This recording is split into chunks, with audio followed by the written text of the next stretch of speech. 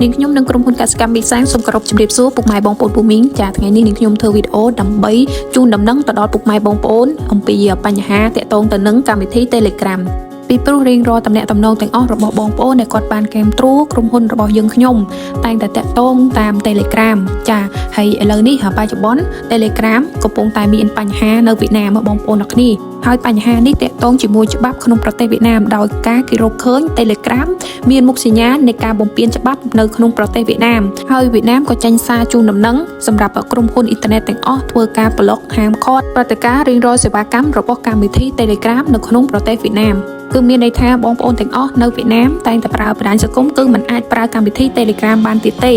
ចាហើយសម្រាប់ថ្ងៃនេះ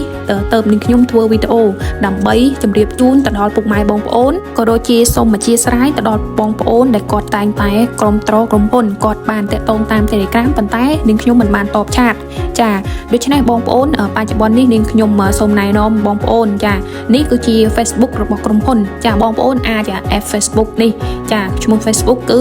វិសាង Agricultural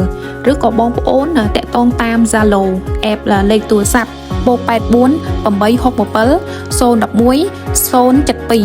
072បងប្អូនសូមជួយ app តាមលេខ Zalo ឬក៏បងប្អូន app Facebook ខ្ញុំផងណាដើម្បីខ្ញុំធ្វើការឆ្លើយតបរៀងរាល់បញ្ហាតាក់ទងទៅបច្ចេកទេសឬក៏បងប្អូនជាវថ្នាំឬក៏បញ្ហាផ្សេងទៀតឬក៏វិធីសាស្ត្រប្រើថ្នាំបងប្អូនអរគ្នាចាបងប្អូនសូមជួយ like share ឲ្យនាងខ្ញុំម្នាក់មួយផងណាដើម្បីឲ្យបងប្អូនផ្សេងទៀតគាត់បានដឹងទាំងអស់គ្នាណាចានាងខ្ញុំសូមអរគុណពុកម៉ែបងប្អូនទាំងអស់ដែលបានគាំទ្រផលិតផលរបស់ក្រុមហ៊ុនយើងខ្ញុំក៏ដូចជាគាំទ្រ Channel YouTube របស់ក្រុមហ៊ុនផងដែរចាសូមអរគុណពុកម៉ែបងប្អូនដែលបានតាមដានទស្សនាវីដេអូនេះចាសូមអរគុណសូមជម្រាបលា